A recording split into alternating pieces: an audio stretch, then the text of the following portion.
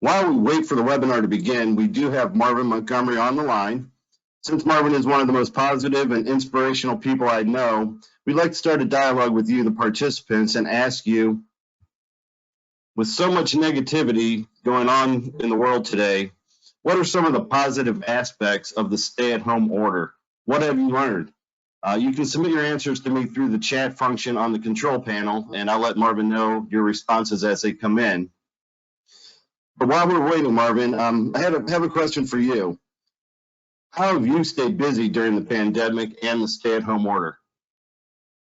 Well, that's a great question, Patrick. I think one of the things I've been able to do is actually put into practice what I teach. And what I mean by that is give me an opportunity to help a lot of my customer relationships out by checking in with them and giving them a call and trying to keep them positive and motivated during this time. But on a personal note, I'll tell you, I probably got the best looking lawn in the neighborhood because I got a jump start on my lawn this year, getting out there and getting it ready and fertilizing it. And I've already got a couple cuts in, and I actually had somebody stop me yesterday and said, "Man, how did you get your lawn looking so good so quick?" I said, "Because of the stay-at-home order. I had nothing else to do."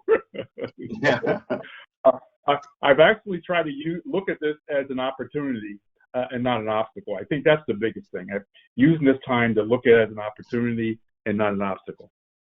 Yeah, we do have some people commenting on that. Someone said that they love working at home with the doors and windows open, which finally we can do today, even though it's going to rain a little bit later. Get to spend more time with their family, which is great. More quality time with family, gardening, taking up new hobbies like cooking and playing more board games with the family. And somebody says they have a better view from their window at home than they do at the office. Talking with their kids and grandbabies on FaceTime. So that's really a lot of positive things that, this pandemic has taught us a lot of things. Someone says their house has never been cleaner and getting more time with them. So yeah. Great. So people are really taking this as a positive and really learning, I guess, what really is important in life. Marvin, recently you posted a series of posts on our LinkedIn page with tips on how to stay positive during this crisis. Do you have any tips for the participants on how to stay positive while they're staying at home or working remotely? Well, I think the main tip is to focus on the positive, because there's so much negativity around us, whether it's the media, a newspaper, friends and neighbors that you talk to. My favorite saying that maybe applies to what you're talking about, Patrick, is your outlook impacts your outcome. Your outlook impacts your outcome. So whatever you're focused on, it becomes your outlook. And if all you're looking at is negativity, it's definitely going to affect you. And there's so much research out there that says, how much negativity can stress you out. And if you get stressed out, it can affect you both mentally and physically. So my recommendation is stay focused on the positive. That's why I said look at things as an opportunity and not an obstacle. Because if you look at it as an obstacle, you become frozen in time. And that time is negativity. Right. Great. So we are right at start time. It is 11 o'clock, so we're going to go ahead and get going. So good morning, everybody, and welcome to today's webinar. Today we will be discussing the professional customer service approach. We at Kent State Center for Corporate and Professional Development would like to thank you for attending today's webinar on this beautiful Ohio day, and hope that you and your family are staying safe during this time of crisis. Since we want to continue to deliver these informational webinars to you and practice social distancing, we are delivering this webinar remotely. Your facilitator, Marvin Montgomery, will be presenting from his house and me from mine. My name is Patrick Allen, and I'm the program manager for Kent State Center for Corporate and Professional Development Public Open Enrollment Programs. Our center specializes in providing employee for partnering organizations in Northeast Ohio and around the country. We offer training as both public open enrollment programs delivered in Independence and also on-site customized programs delivered at your location. Also, we will be announcing soon many new virtual programs that you will be interested in finding out more about. I am joined today by State Facilitator Marvin Montgomery. I will be serving as your host, and Marvin will be our presenter for today. Marvin is an experienced motivational speaker and professional training specialist and has assisted hundreds of organizations in improving their productivity.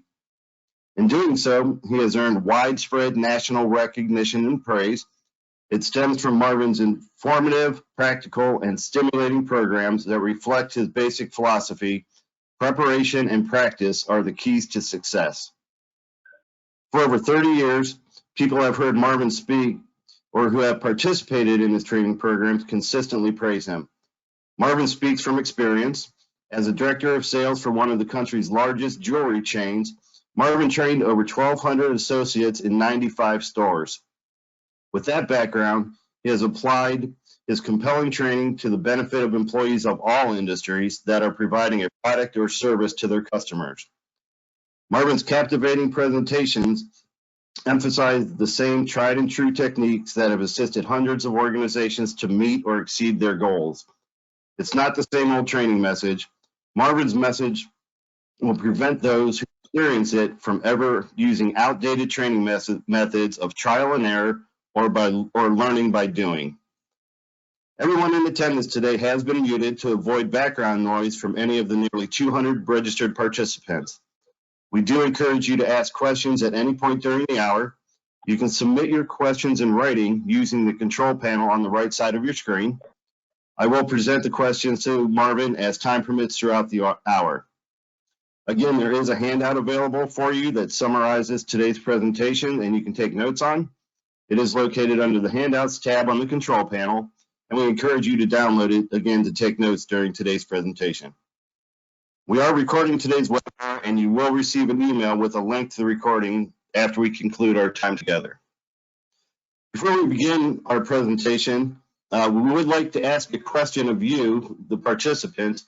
What is the outcome of asking questions and actively listening?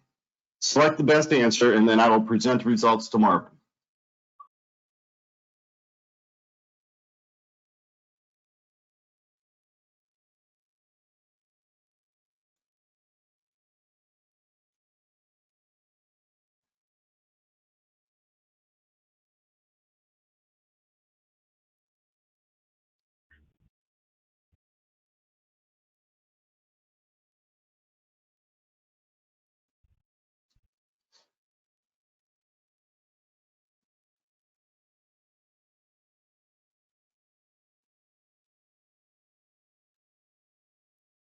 Just a few more seconds and I'll show the results.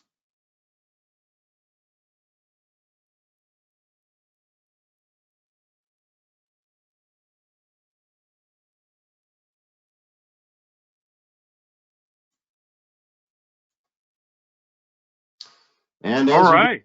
Yeah, 90% says it saves time. Yeah. Okay. That's great, Pastor. We got a great audience here. Nice. Okay, well, with that being said, I'm going to mute myself, Marvin, and I'm going to turn it over to you. Hey, thanks, Patrick. Thanks so much. Good morning, everyone, and excited to be here with you this morning to talk about how we should be approaching our potential as well as existing customer relationships. And there's two things I wanted to start off with. One, a familiar saying that you probably have all heard: people buy from people who they know, like, and trust. As a matter of fact, on your screen it says customers buy from people who they know, like, and trust. We could also say people marry people who they know, like, and trust. People like to live beside people who they know, like, and trust. You know, so I want to share three specific aspects that are going to help us build trust. You've also heard the expression, you only have seconds to make a good first impression. I mean, literally seconds, because that individual, whether it's on the phone or face-to-face, just like you're doing with me, you can't see me, but you're already, based on what you're hearing me say, you're starting to formulate an opinion about me. And your customers will do the same. So I actually picked three specific areas for this call, this webinar, to really share with you. And I want you to use it as a checklist. So at the end, what's the one thing that you want to walk away with in this time that you have with me that's going to help you build that know, like, and trust. That's going to help you get off on the right foot with a customer, especially during this time. I can't think of a better time, to use these three areas that I'm going to focus on here today. Because people don't want to be told what to do and talked into it, but they will respond very positively to the approach that I'm going to be sharing with you today. So we're going to talk about three areas. We're going to talk what are the rules of engagement. We're going to talk about the benefits that come from engaging a customer that way, and then we're going to move into what does active listening really look like. Are you listening or are you waiting to talk? So let's jump back up to what you see on your screen right now. And normally when I'm doing this, I kind of have you write in the information. So the beauty of having a webinar is you already have the information in there with you, but you don't have to write these two things in. But I do want you to maybe write some notes based on what I'm going to be sharing with you as far as these two important ingredients of engaging a customer, or whether it's a new customer or existing customer relationship. Look at that first bullet. Active listening. Active listening. Look at the second bullet, asking questions. You need to do those two things in tandem. And even though active listening is first and asking questions is second, that doesn't mean that's the order of importance. Because depending upon the conversation and how it's going, you may be doing active listening first and then asking questions, or asking questions and then actively listening. Actually, in carpentry, it's referred to as measure twice, cut once. Measure twice, cut once. My dad would always say, they have not invented a wood stretcher yet, so let's make sure when we cut this piece off, we have the precise measurements, because we cannot glue it back on. Well, you want to have the precise measurements before you start talking with the customer. If you don't get a second chance to make a good first impression, boy, when you do get that chance, you better know exactly what you're supposed to be saying. Because the challenge sometimes is, I've been doing this for over 30 years, and I've sat with salespeople, I've sat with customer service people, I've ridden with them, I've observed them, and trained them. The challenge, though, is some people only do one of two or don't do either one. If you're not active listening and asking questions, if you're not doing either one, that means you're telling and talking. And remember, I already said, people do not like to be told what to do and talked into it. Or if you're just actively listening and not asking questions, you may be going off in the wrong direction. I always say when you do both of these in tandem, it's like your GPS. Active listening and asking questions are our GPS. That's our global positioning system. That will put us in a position to win in that conversation, because there's no guesswork. I'm not trying to assume, because it's amazing what people will tell you if you just ask questions and listen. So I want you to think about the last conversation you had, whether it was at home or at work, because I know a lot of you may be listening, you're working from home. And I'll tell you right now, you want to have a better relationship while you're working from home with that significant other or your kids? Active listen. Ask questions. Remember, people equate not listening to not caring. They already think we don't care about them. Matter of fact, their thought process is, all they want is my money. Well, no, I want you to know that may be the end result, but initially, I really want to find out what the need is and provide a solution. Because active listening and asking questions, it makes you become a solution provider. You want to be that solution provider. I know when I get in trouble at home with my significant other, it's because I didn't ask questions. One of the motivational tips I wrote about 2 years ago was titled, "Don't shoot from the lip." Don't shoot from the lip. Because sometimes we ask questions. We talk first and ask questions later. You don't want to do that. You don't want to do that. So when you get in front of that next opportunity, and I've been spending, Patrick and I had a little conversation before everybody got on the webinar. I said, I've been spending some of my time calling my existing customer relationships, and all I've been doing is actively listening and asking questions. So when I say to them, so how's it going? and then I'm ready to listen. I don't interrupt. I don't share them my wounds and scars.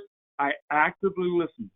And then I may follow up questions, but my follow-up questions are drilling down on what they've already told me, because it's a statement I learned a long time ago. People seldom identify all their needs directly. So once you listen actively, we'll talk more about active listening before we get off this call, but once you actively listen, then you really have to ask questions.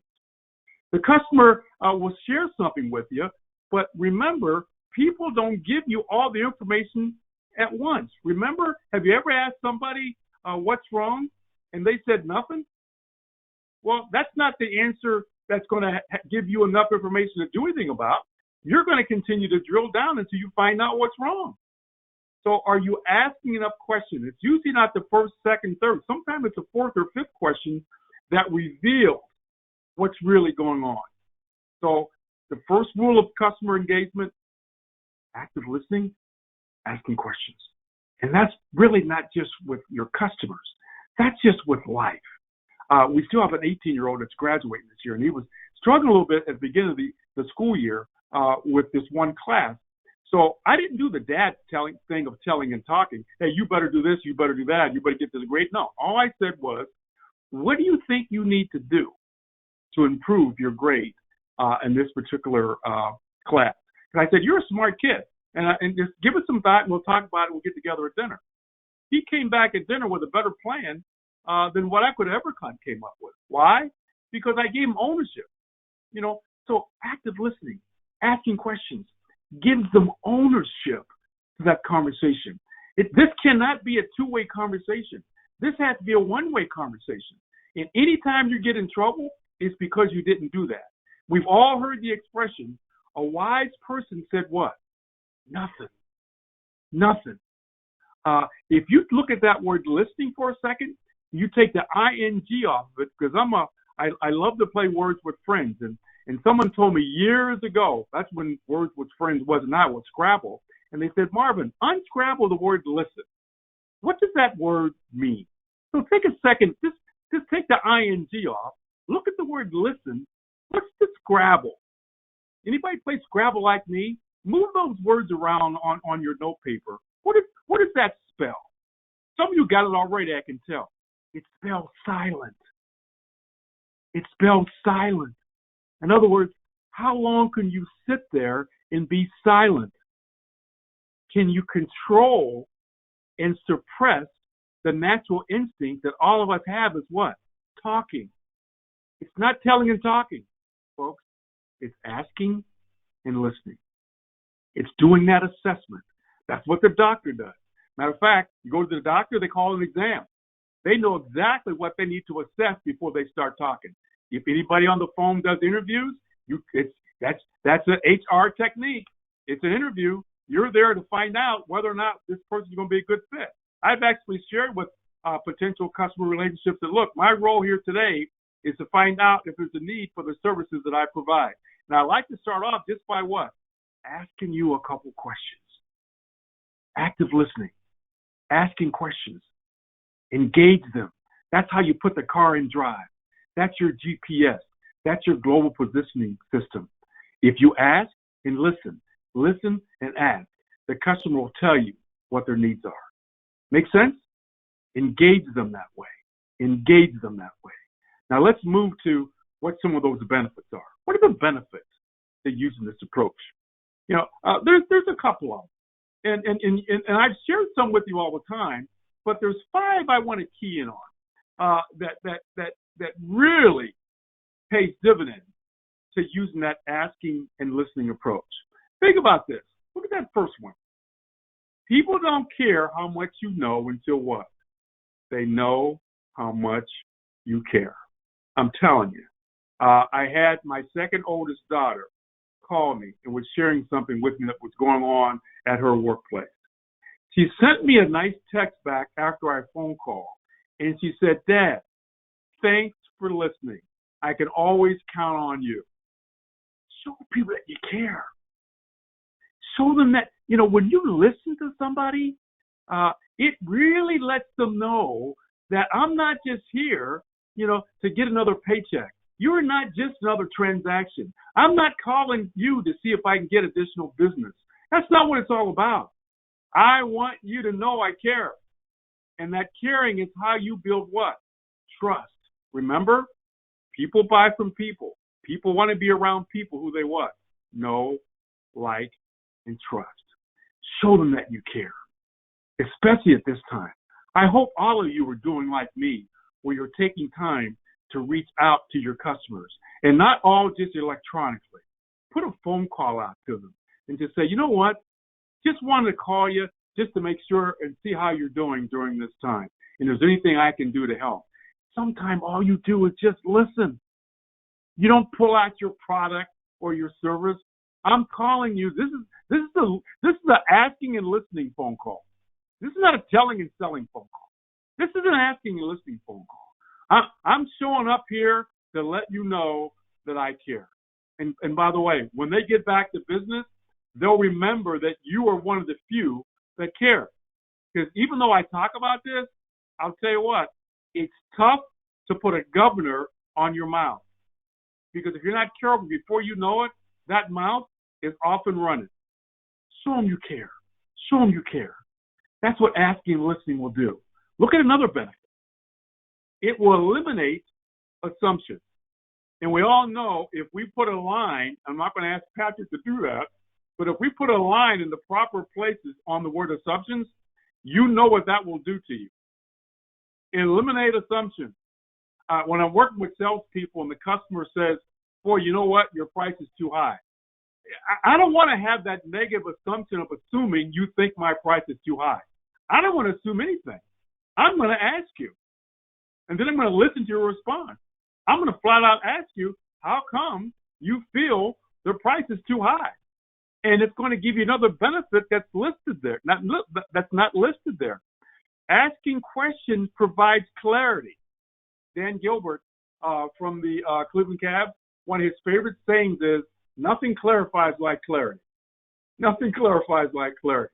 I don't want to assume. I want clarity, right? If I say to you right now, I don't feel well, we're not going to stop this call and say, hey, someone called 911. Marvin said he doesn't feel well. You're not going to do that. You're going to start asking me what? Questions. You know why? Because right now, you were thinking in questions. Has someone ever asked you, what were you thinking when you said that? What were you thinking when you did that? Well, guess what? You weren't. You want to think in questions. Asking and listening forces you to think in questions. You're not making assumptions. You're going to get that clarity because you're going to say to me, Marvin, what's the matter? Well, I don't know. Well, is it something you ate? You may ask me 5, 6, 7 clarifying questions before you make a move. Are you doing the same thing with your customer? When they make a statement, are you drilling down? Are you peeling back the onion? Are you making sure that when you do talk, your talk now becomes customized to what the real need is, and you're not making assumptions? So 2 things so far. Show them you care, eliminates assumptions, but third, it builds trust. Boy, I want you to trust me. I want you to trust me. And you know when the customer trusts you, when they call you back and ask you for something that has nothing to do with what you provide. Has nothing to do with it. I had somebody call me recently and say, hey, Marvin, where can I get some posters? I want to put some motivational posters up. I don't sell motivational posters. But why do they call me? Because they know me, they like me, and they trust me. Because look, we all know people we know that we don't like. Let's face it. Or we know them, we like them, we don't trust them. We have a family member, and hopefully they're not on the line, but we have a family member that's a great painter. Great painter, okay? But a lot of people in the family don't what? Don't trust them. So if you said you know a painter, you may not recommend them. Builds trust. Builds trust. Are you building trust by asking and listening? Are people calling you, asking you for things that have nothing to do because they just trust your what? They trust your judgment. They trust your opinion. As a matter of fact, another way they show trust is they don't challenge you on the price because they're trusting that the price you quoted them is firm and fair. There's no question on their mind based on how you handled yourself. Build that trust. Build that trust. Look at look at the fourth one. Determines identified and unidentified needs.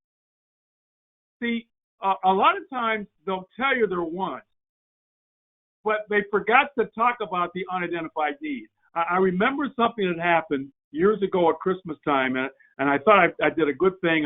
I bought a remote-controlled car for one of my grandkids. And took it over to the house, and they're all excited about the car. And what I didn't know is this particular car did not have batteries inside.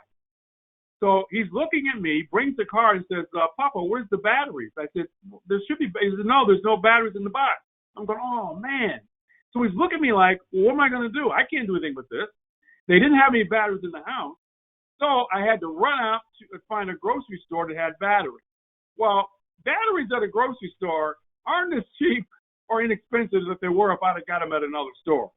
But if the person who handled me would have said to me, hey, great car, do you know that this one doesn't come with batteries?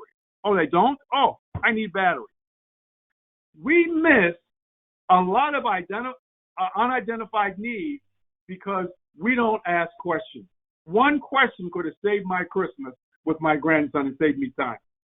Did you know that this particular car doesn't have batteries in the box? What unidentified needs are you missing because you didn't listen and ask questions, or ask questions and then listen?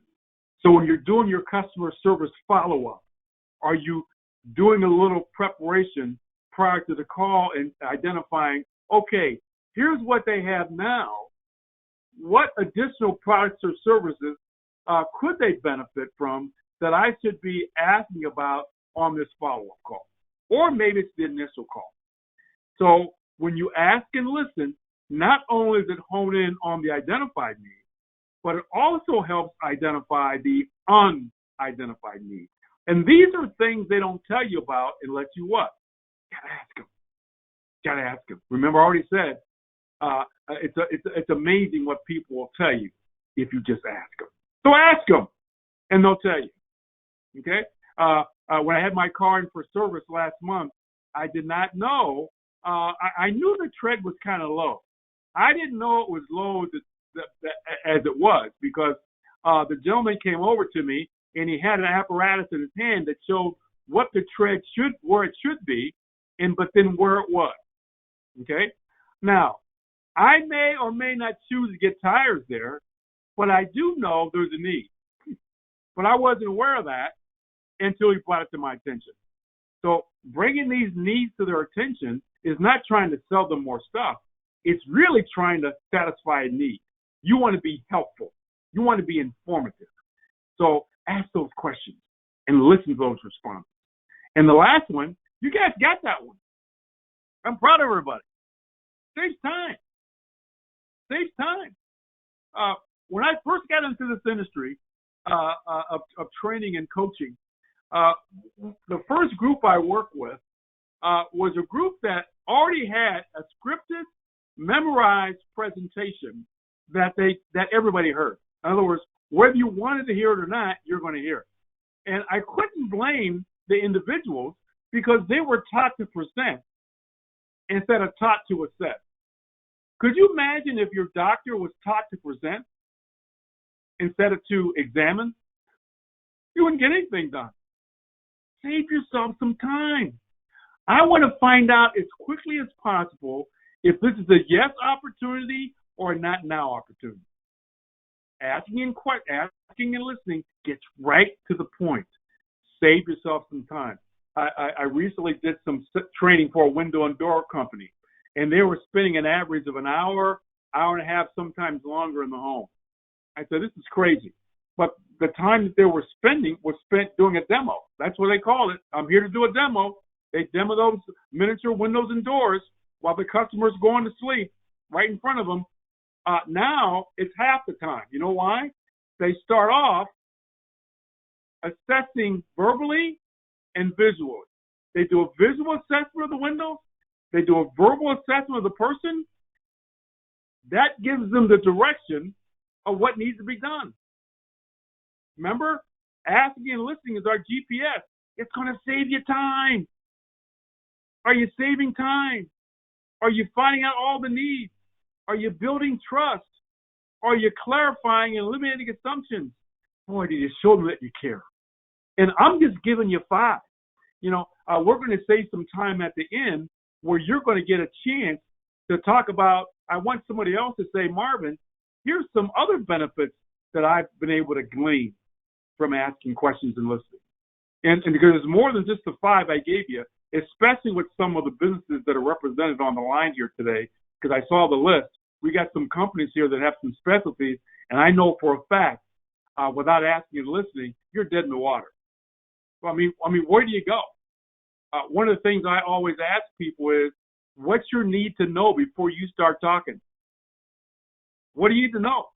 Doctor does that. When you think about it, let's go into the doctor's office for a minute. When you walk up to the window, and this is one of the few industries that can do that. When you walk up to the window, the first thing they do is ask you how you're going to pay. And they want your insurance card, and they're going to make sure it's what? Valid. Okay?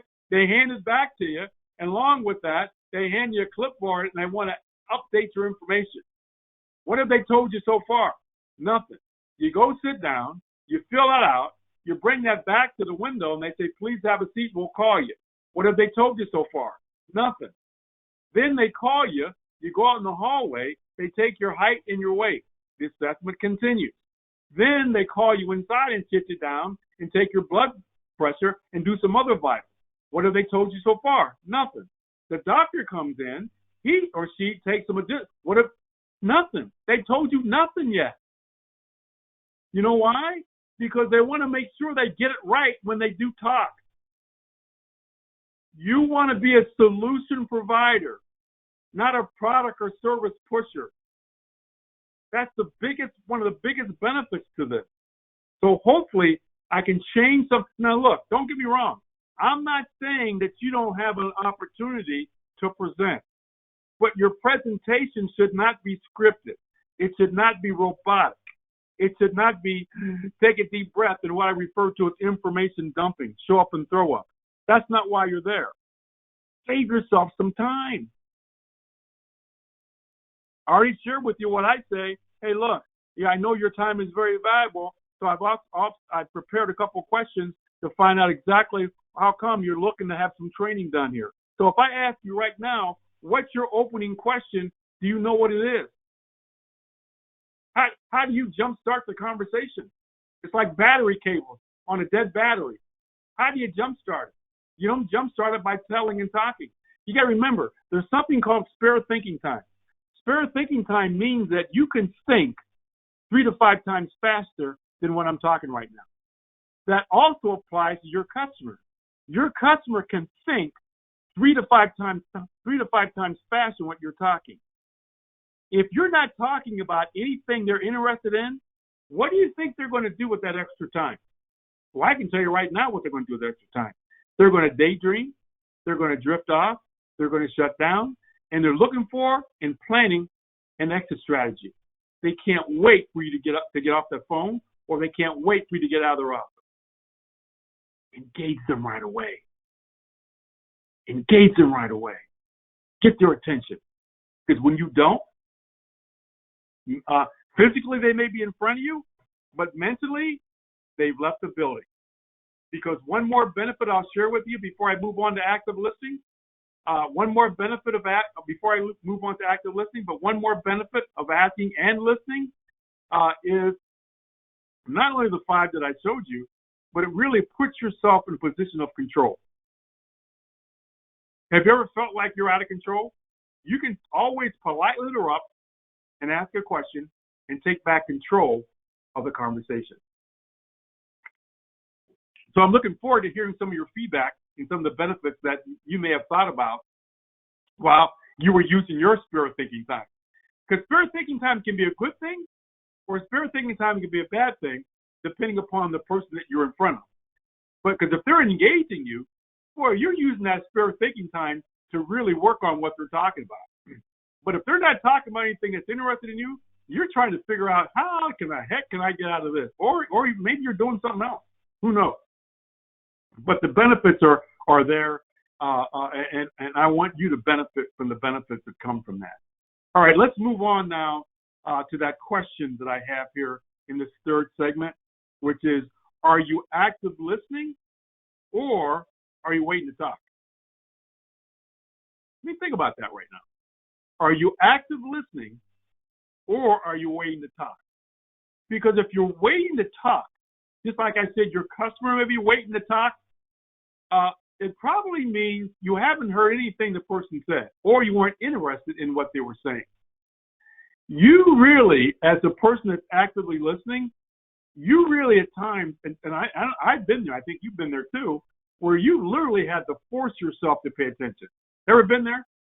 I mean, you literally had to force yourself to pay attention. Maybe there were some distractions going on, or maybe you were tired, or you didn't feel good, or maybe you just didn't click with the person. I don't care what's going on, you got to put all that aside because you don't want to miss any important element of what's being shared. Because somewhere in there is some information that's going to be very valuable to use when you're providing that customized solution. Remember, one of the benefits is you can provide a customized solution, not a one-size-fits-all presentation that everybody hears. This is customized. This is just for you. In other words, when the doctor writes that prescription is based on what he found out. When we start talking, our talk should be a prescription. It's just for them. You're saying it just for them. It's not a memorized scripted one-size-fits-all that everybody gets. So let's look at 5 things that you can do to force yourself to pay attention so you're not drifting off, so you're not shutting down and zoning out. Look at that first bullet. Just paraphrase. But let me give you one more thing about paraphrasing.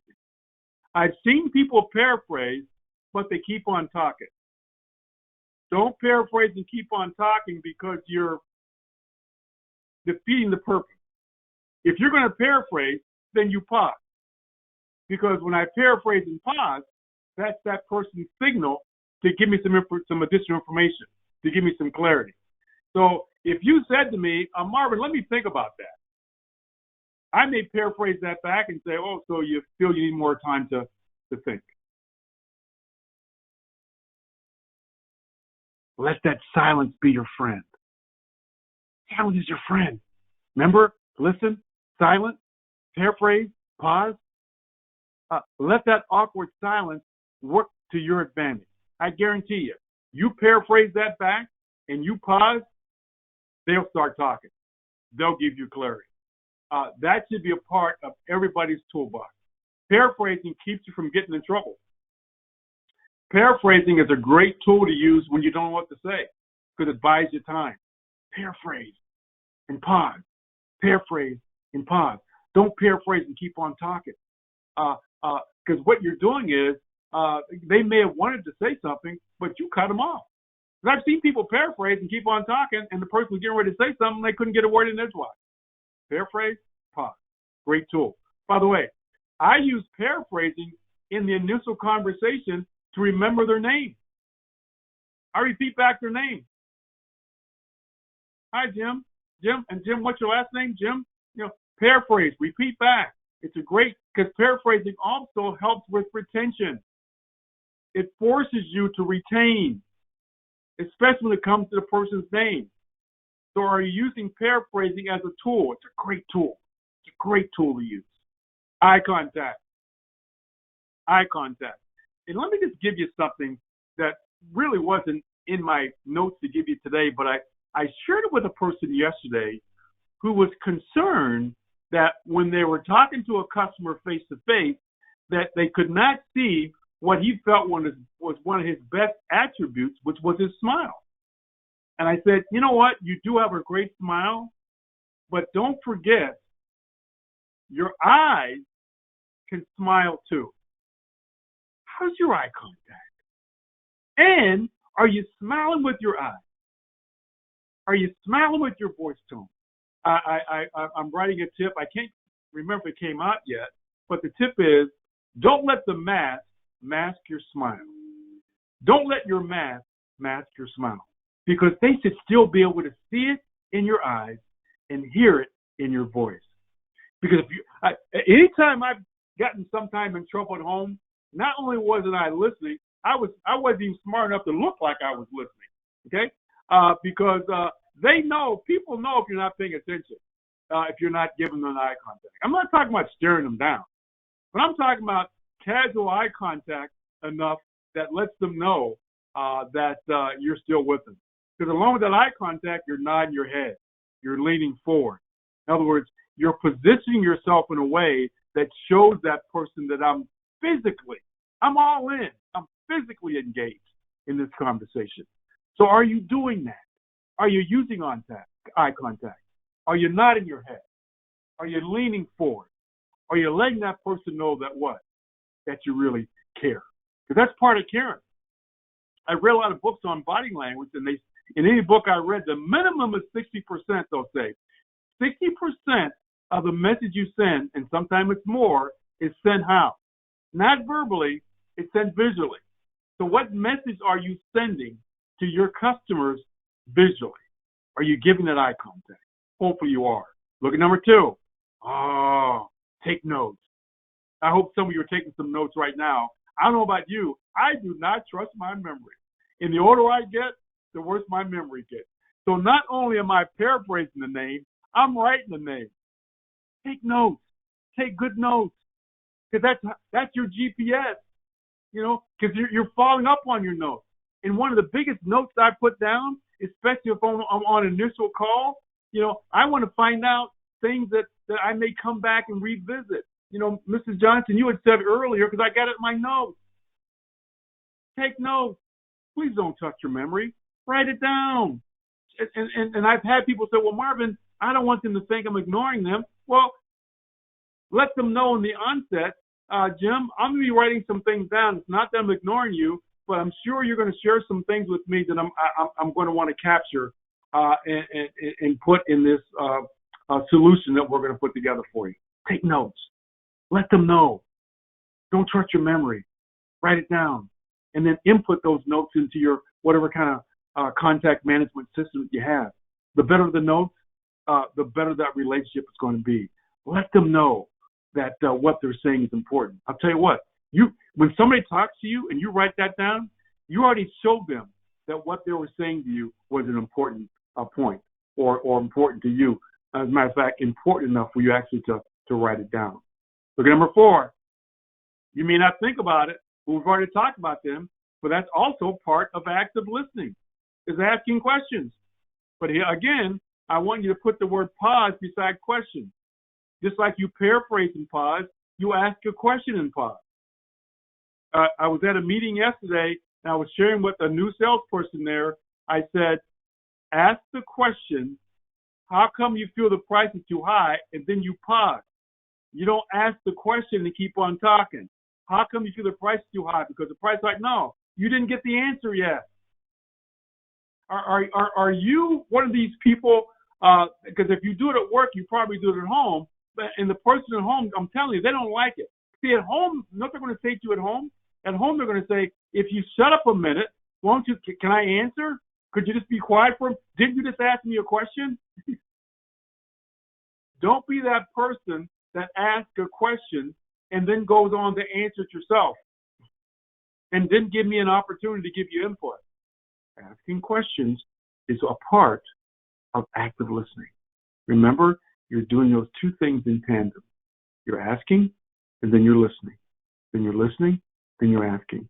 And you do that until you've uncovered all the needs. Remember, both identified as well as unidentified. And then, I love this last one, because I've learned to master that. Have you heard the expression, a wise person said what?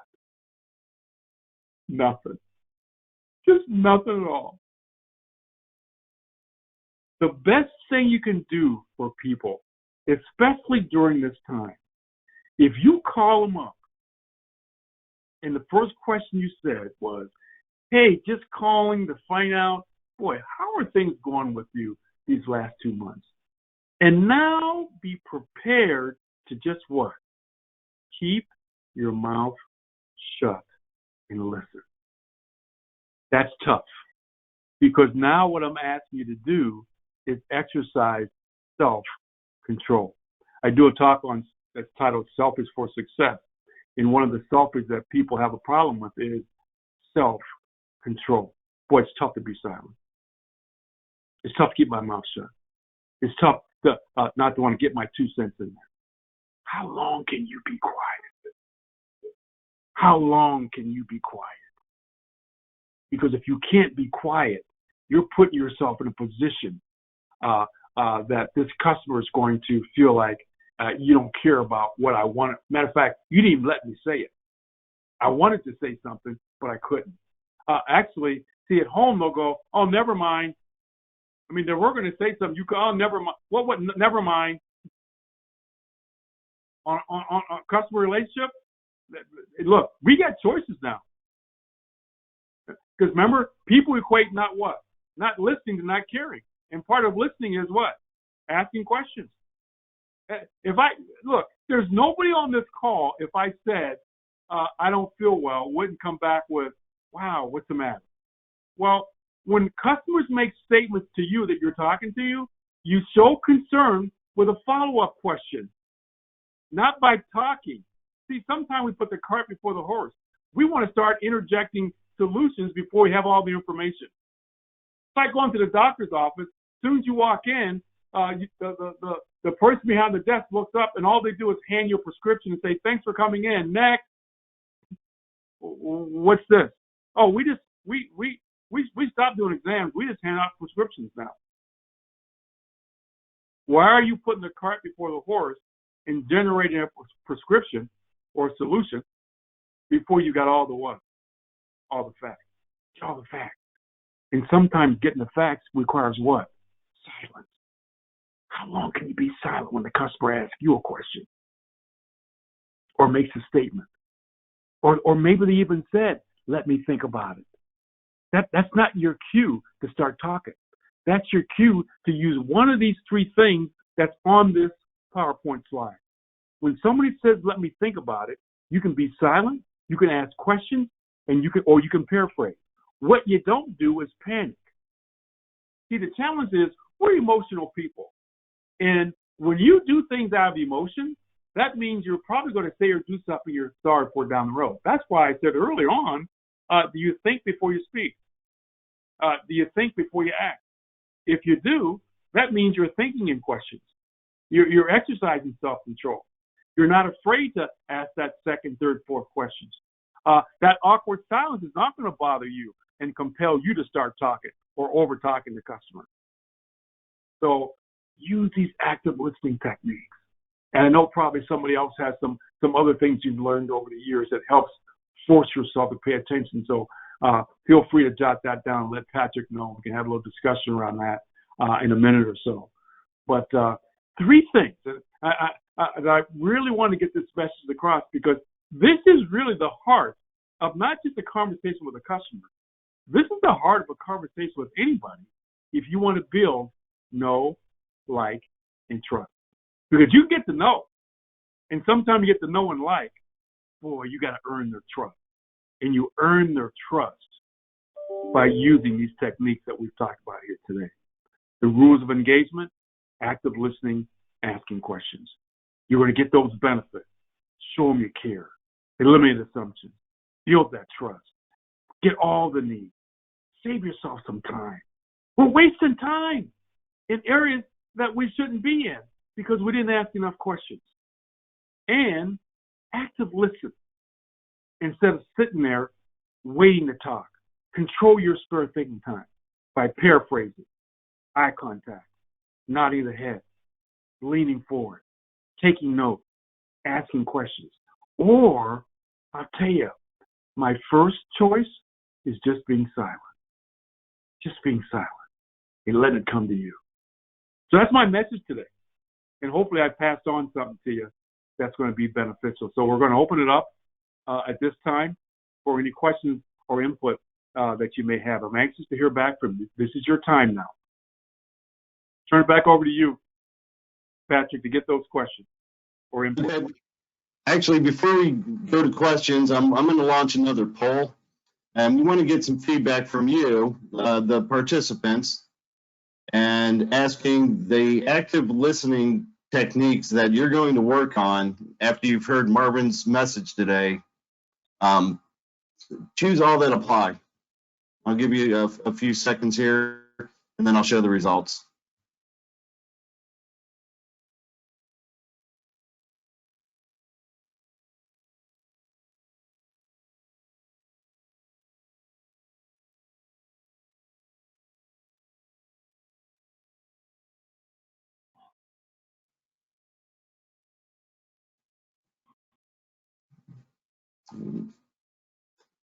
Okay, votes are still coming in. I'll give you just a few more seconds.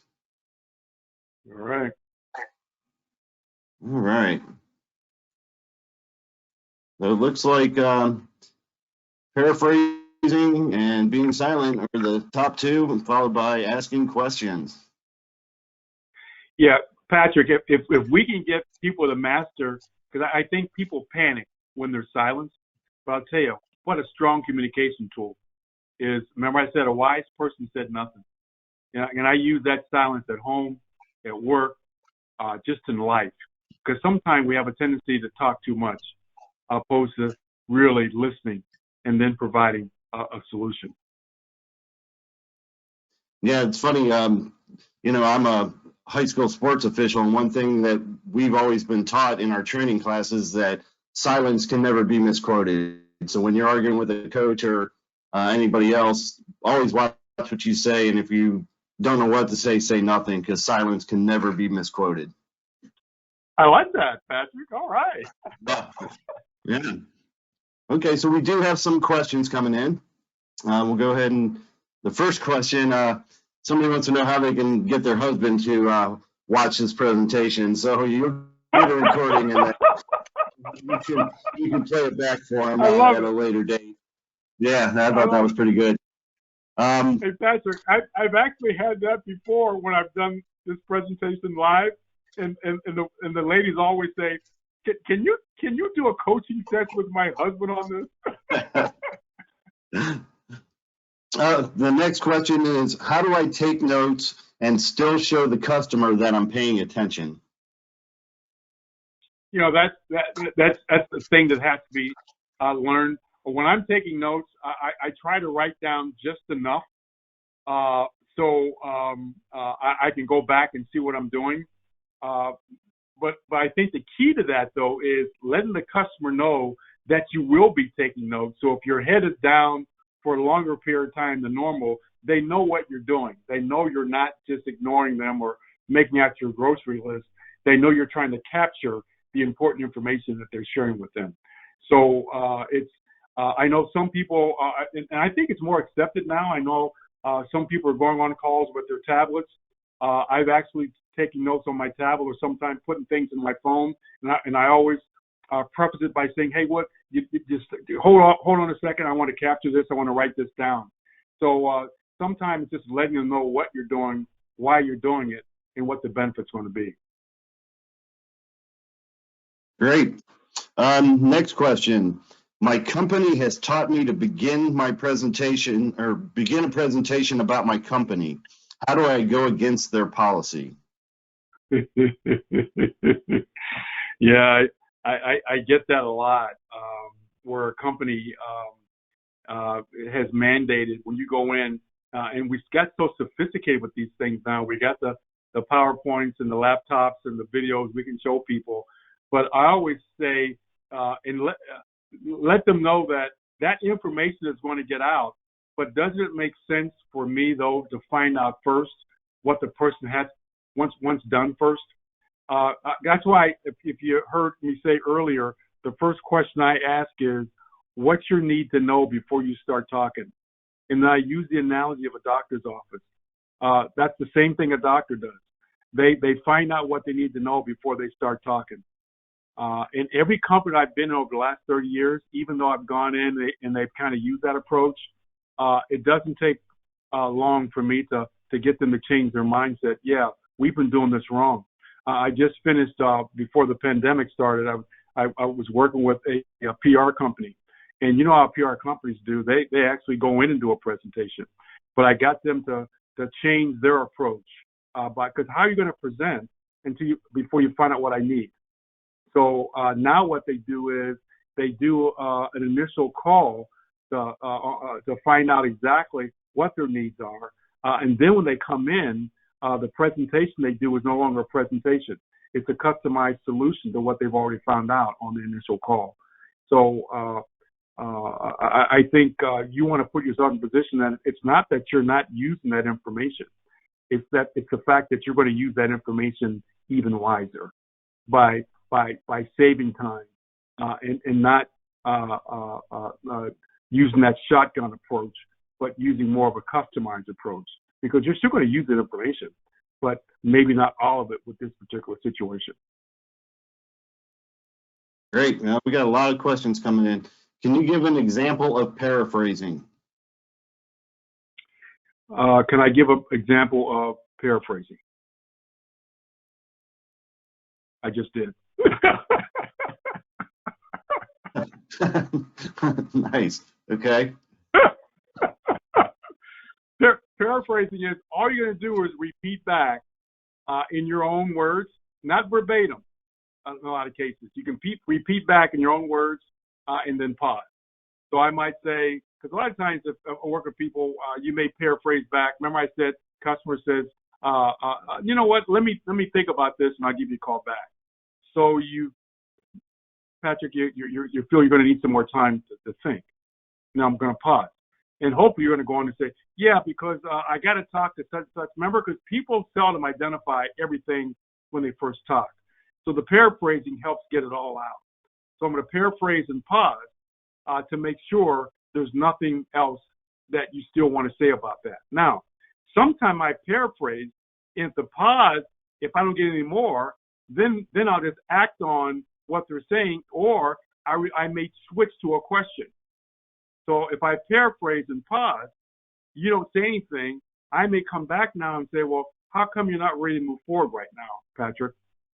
You know what I mean? So you can combine a paraphrase with a question, or you can combine silence with a question, or silence with paraphrasing, because you're not going to sit there and be silent forever. This is not a stare down contest. So if you start off with silence and nothing's coming out, you may want to switch to asking a question or paraphrasing. Great. How do you deal with someone that no matter how you try to help them, they always come back with a negative reply? I've been doing a lot of talks on the power of attitude, and what I've learned is you have to outlast that person's negativity. So I always say you have to be the yeah but person. So you just keep coming back, yeah but. You know, my neighbor, we've been getting a lot of rain, and he's been complaining about the rain.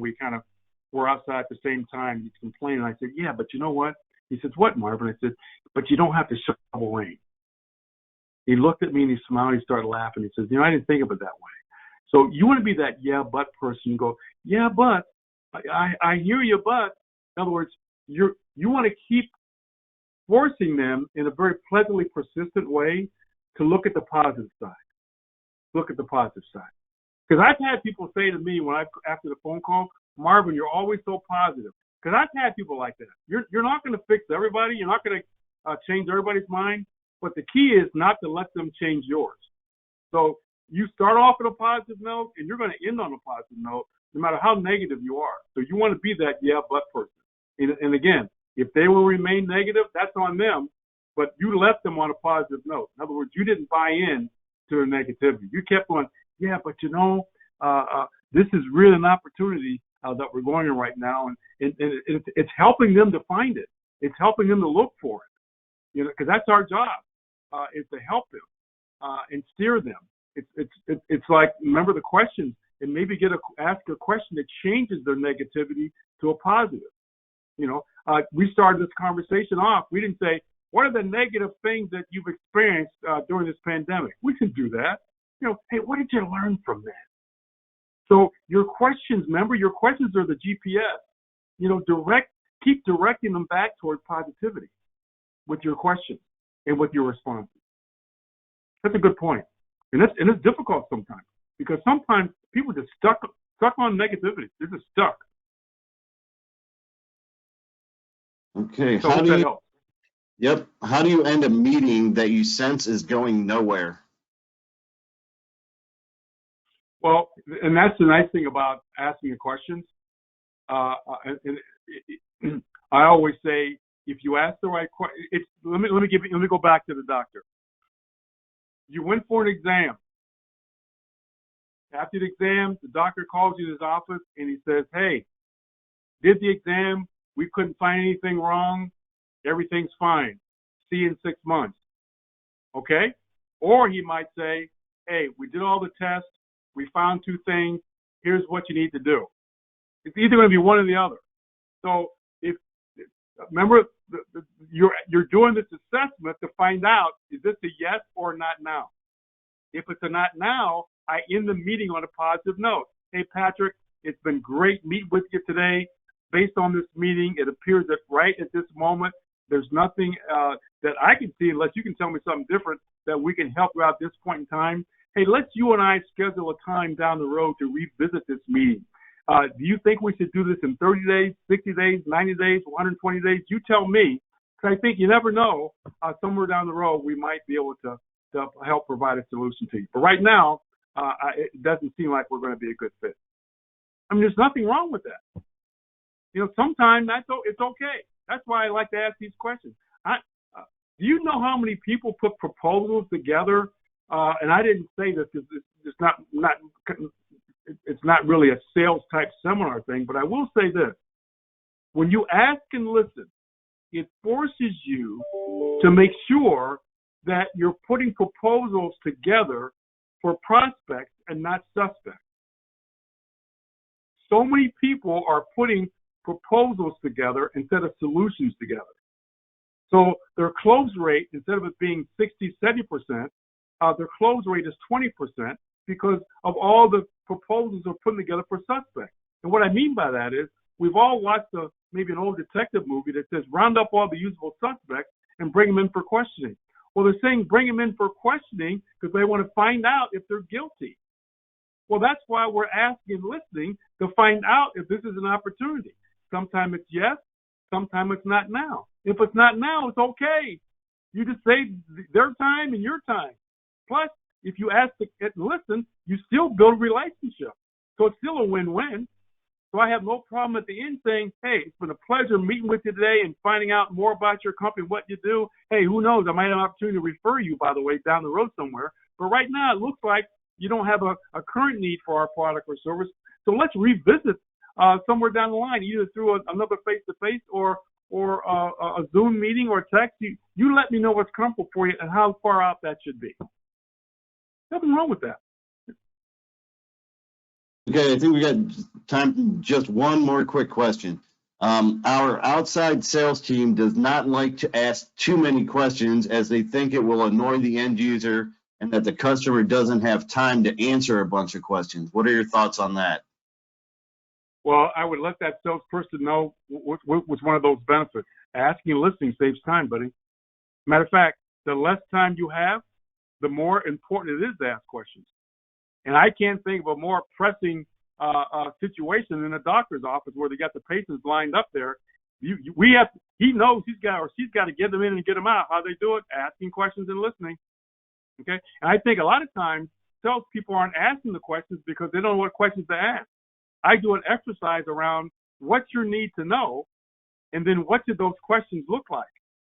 Because they should be doing, when you go into an opportunity, initial opportunity, you want to go in with either a verbal or a written agenda. Verbal agenda: thanks for meeting with me today, Patrick. Let me share with you what this next few minutes is going to look like because I know your time is valuable. First and foremost, I'd like to find out and then go into your questions. Because my first question is, how come you're looking at doing some training for your people? That's where I start. And I always ask them, where do you start? What's your opening remark, so to speak? What's your opening question that really can start making it a two-way conversation? Because remember, as long as this is a one-way conversation and they're not involved, that means their spare thinking time is off and running. And they can't wait to end that call or that meeting. So that's a whole retraining sometimes that I've been doing for the last 30 plus years, training people on what do you need to know, and then what should those questions look like. Plus, it's easier that way. Not only is it safe, it's easy. Because I'm sitting back asking questions and listening, asking questions. And you're telling me what to do. Because remember, your answers are my GPS. It tells you what to do. Sometimes it's yes, sometimes it's not now. Okay, great. Thanks, Marvin. Good stuff. We are a little bit past time, so we're going to go ahead and wrap this up. That doesn't conclude our time together. If you would like to learn more about today's topic, we encourage you to contact us at 330-672-3416 or at yourtrainingpartner@kent.edu. We can bring all of our programs on site to your location and tailor them to fit your needs. We'll also be offering new virtual sessions coming real soon. Our fall 2020 open enrollment programs are all currently scheduled to run and are available for registration. We deliver these programs at the Educational Service Center of Northeast Ohio, which is located in Independence. We also offer an extensive list of online and on-demand programs, and we'll be adding many more soon. You can view and register for all our programs at the website listed on your screen. You can join our extensive list of clients and bring Kent State to your organization. We also encourage you to register for our next webinar, which is on Friday, June 19th, when we will be discussing accountability and effective delegation with Kent State facilitator Amy Shannon. During this webinar, we will describe what a culture of accountability looks like in an organization, explain how to utilize an accountability model to delegate effectively, review the ways in which our expectations of others can affect their willingness to be accountable, and learn a 10-step checklist on how to delegate for development and accountability. Registration for our next webinar is open now, and you can register on our website. And for those attending live, you will be asked to complete a short survey. Please complete this survey so that you will be assured that we can bring you the most usable and relevant content possible. You will also receive an email early next week with a link to view a recording of this webinar today. So on behalf of Kent State Center for Corporate and Professional Development and our facilitator, Marvin Montgomery, thank you for joining us today. Have a great weekend and stay safe.